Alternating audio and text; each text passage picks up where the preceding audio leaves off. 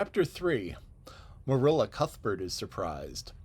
Marilla came briskly forward as Matthew opened the door, but when her eyes fell on the odd little figure in the stiff, ugly dress with the long braids of red hair and the eager, luminous eyes, she stopped short in amazement. Matthew Cuthbert? Who's that? She ejaculated. Where's the boy? There wasn't any boy, said Matthew wretchedly. There was only her. He nodded at the child, remembered that he had never even asked her name. No boy? But there must have been a boy, insisted Marilla. We sent word to Mrs. Spencer to bring a boy. Well, she didn't. She brought her. I asked the station master, and I had to bring her home. She couldn't be left there no matter what mistake had come in. Well, this is a pretty piece of business, ejaculated Marilla. During this dialogue, the child had remained silent, her eyes roving from one to the other, all the animation fading out of her face. Suddenly she seemed to grasp the full meaning of what had been said. Dropping her precious carpet bag, she sprang forward a step and clasped her hands. You don't want me, she cried. You don't want me because I'm not a boy. I might have expected it. Nobody ever did want me. I might have known it was all too beautiful to last. I might have known nobody really did want me. Oh, what shall I do? I'm going to burst into tears. Burst into tears she did, sitting down on a chair by the table, flinging her arms out upon it and burying her face in them. She proceeded to cry stormily. Marilla and Matthew looked at each other deprecatingly across the stove. Neither one of them knew what to say. Finally, Marilla stepped lamely into the breach. Well, there's no need to cry about it. Yes, there is need. The child raised her head quickly, revealing a tear-stained face and trembling lips. You would cry too if you were an orphan, had only come to a place you thought was going to be home and found out that they didn't want you because you weren't a boy. Oh, this is the most tragical thing to ever happen to me. Something like a reluctant smile, rather rusty from the long disuse, mellowed Marilla's grim expression. Well, don't cry anymore. We're not going to turn you out of doors tonight. You'll have to stay here until we investigate this affair. What's your name? The child hesitated for a moment. Will you please call me Cordelia? She said eagerly. Call you Cordelia? Is that your name? No, it is not exactly my name, but I'd love to be called Cordelia. It's such a perfectly elegant name. I don't know what on earth you mean. If Cordelia isn't your name, what is it? Anne Shirley reluctantly faltered forth the owner of that name. But oh, please do call me Cordelia. It can't matter much to you what you call me if I'm only going to be here a little while, can it? And Anne is such an unromantic name. Unromantic fiddlesticks, said the unsympathetic Marilla. Anne is a real good, plain, sensible name. You've no need to be ashamed of it. Oh, I'm not ashamed of it, explained Anne, only I like Cordelia better.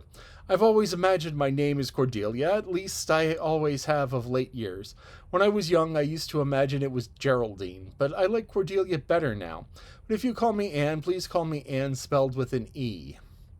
What difference does it make how it's spelled? Asked Marilla, with another rusty smile as she picked up the teapot. Oh, it makes such a difference. It looks so much nicer. When you hear a name pronounced, you can always see it in your mind, as if it were spelled out. I can. A-N-N looks dreadful, but A-N-N-E looks so much more distinguished. If you'd only call me Anne, spelled with an E, then I shall try to reconcile myself to not being called Cordelia. Very well, then, Anne spelled with an E. Can you tell us how this mistake came to be made? We sent word to Mrs. Spencer to bring us a boy. Were there no boys at the asylum? Oh, yes, there was an abundance of them, but Mrs. Spencer said distinctly that you wanted a girl of about 11 years old, and the matron said she thought I would do. You don't know how delighted I was. I couldn't sleep all last night for joy. Oh, she said reproachfully, turning to Matthew, why didn't you tell me at the station that you didn't want me and leave me there? If I had seen the white way of delight in the lake of shining waters, it wouldn't have been so hard. What on earth does she mean? Demanded Marilla, staring at Matthew. She's just referring to some conversation we had on the road, said Matthew hastily. I'm going out to put the mare in, Marilla. Have tea ready when I come back. Did Mrs. Spencer bring anybody over besides you? Continued Marilla, when Matthew had gone out. She brought Lily Jones for herself. Lily is only 5 years old, and she's very beautiful and has nut brown hair. If I was very beautiful and had nut brown hair, would you keep me? No, we wanted a boy to help Matthew on the farm. A girl would be of no use to us. Take off your hat and lay it in your bag on the in the hall. Anne took off her hat meekly. Matthew came back presently, and they sat down to supper. But Anne could not eat. In vain she nibbled at the bread and butter and picked at the crabapple preserve out of the little scalloped glass dish by her plate. She did not really make any headway at all. "You're not eating anything," said Marilla, sharply eyeing her as if it were a serious shortcoming. Anne sighed. "I can't. I'm in the depths of despair." "When can you eat when you're in the depths of despair?" "I've never been in the depths of despair, so I can't say," responded Marilla. "Weren't you? Well, did you ever try to imagine you were in the depths of despair?" "No, I didn't." "Then I don't think you can understand what it's like. It's a very uncomfortable feeling indeed. When you try to eat a lump, it comes right up in your throat and you can't swallow anything. Not even if it was chocolate caramel.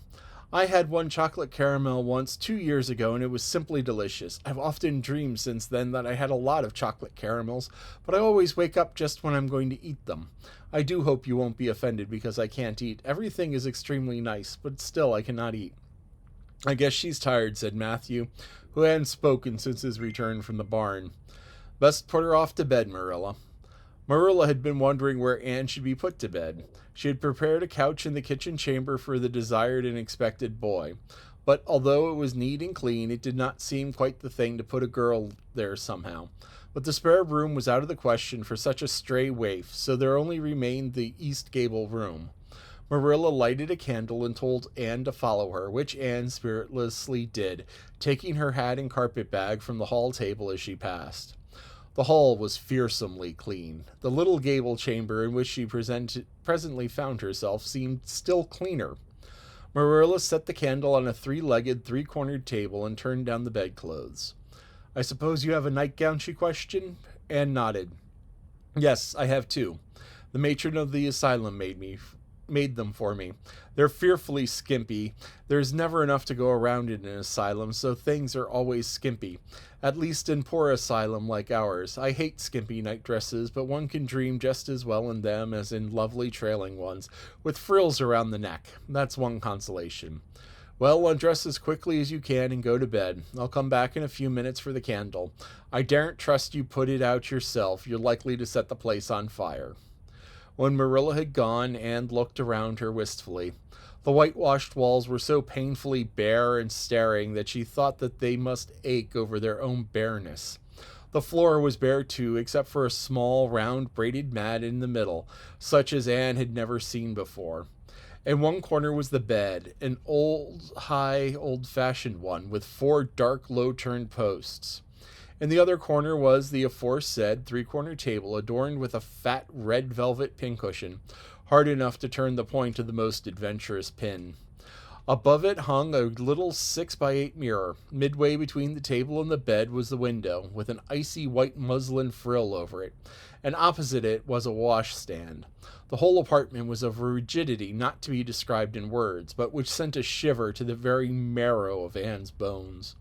With a sob, she hastily discarded her garments, put on her skimpy nightgown, and sprang into bed, where she burrowed her face downward into the pillow and pulled the clothes over her head.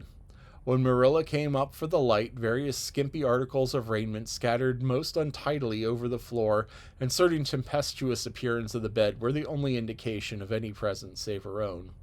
She deliberately picked up Anne's clothes, placed them neatly on the prim yellow chair, and then, taking the candle, went over to the bed.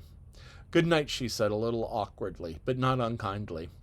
Anne's white face and big eyes appeared over the bedclothes with startling suddenness. "How can you call it a good night when you know it must be the very worst night I ever had?" she said reproachfully. Then she dived down into invisibility again. Marilla went slowly down to the kitchen and proceeded to wash the supper dishes. Matthew was smoking, a sure sign of perturbation of the mind. He seldom smoked, for Marilla set her face against it as a filthy habit. But at certain times and seasons he felt driven to it, and in them Marilla winked at the practice, realizing that a mere man must have some vent for his emotions. "Well, this is a pretty kettle of fish," she said wrathfully. "This is what comes of sending word instead of doing it ourselves. Robert Spencer's folks have got did that message somehow. One of us will have to drive over and see Mrs. Spencer tomorrow, that's certain. This girl will have to be sent back to the asylum. Well, I suppose so, said Matthew reluctantly. You suppose so? Don't you know it? Well, now, she's a real nice little thing, Marilla. It's kind of a pity to send her back when she's so set on staying here. Matthew Cuthbert, you don't mean to say you think we ought to keep her?